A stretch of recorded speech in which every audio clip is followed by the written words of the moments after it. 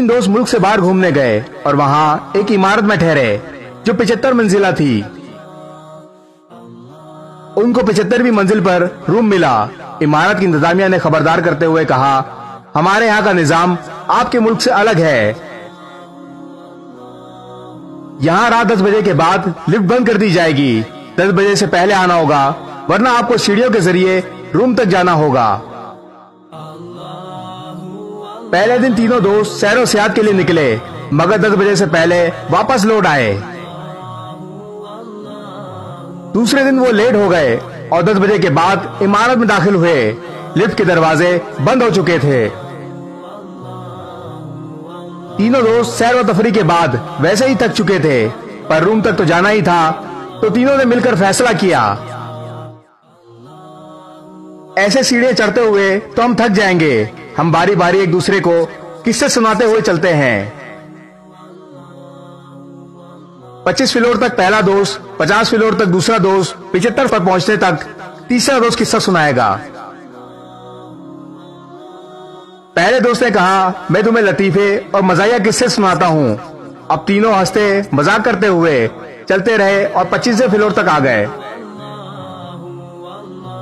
दूसरे दोस्त ने कहा, अब मैं तुम्हें किस्से सुनाता हूँ, मगर मेरे किस्से संजीदा और हकीकत पर मबनी होंगे। वो संजीदा और हकीकी किस्से सुनते हुए 50वीं मंजिल तक पहुंच गए। तीसरे दोस्त ने कहा, अब मैं तुम लोगों को कुछ गमगीन और दुख भरे किस्से सुनाता हूँ, जिस पर सब मुत्तफिक हो गए। गम भरे किस्से सुनते हुए बाकी मंजिलें भी तय करते रहे, यहाँ तक कि तीनों थक हार कर रूम के दरवाजे तक पहुंच गए। दरवाजे पर पहुंचकर तीसरे दोस्त ने कहा, मेरी जिंदगी का सबसे बड़ा गम भरा किस्सा यह है कि हम कमरे की चाबियां नीचे इस्तकबालिया पर ही छोड़ आए। ये सुनकर तीनों पर गशी तारी हो गई, मगर दोस्तों, कहानी के अंदर की कहानी अभी बाकी है। बात अभी मुकम्मल नहीं हुई। इस किस्से में आपके लिए इबरत है। हम लोग जो कि अपनी जिंदगी के 25 साल हंसी मजाक खेल कूद में लगा जाते हैं, फिर बाकी के 50 साल तक शादी, बच्चे, रिस्क की तलाश, नौकरी जैसी संजीदा जिंदगी में फंसे रहते हैं।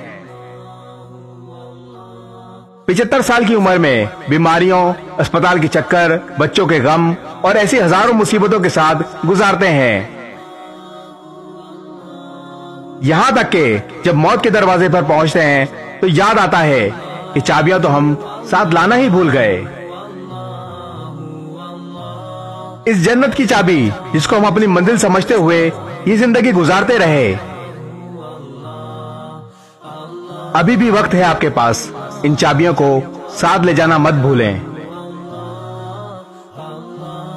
इस वीडियो को शेयर जरूर करें। हो सकता है आपके एक शेयर से ये बात किसी के दिल में उतर जाए।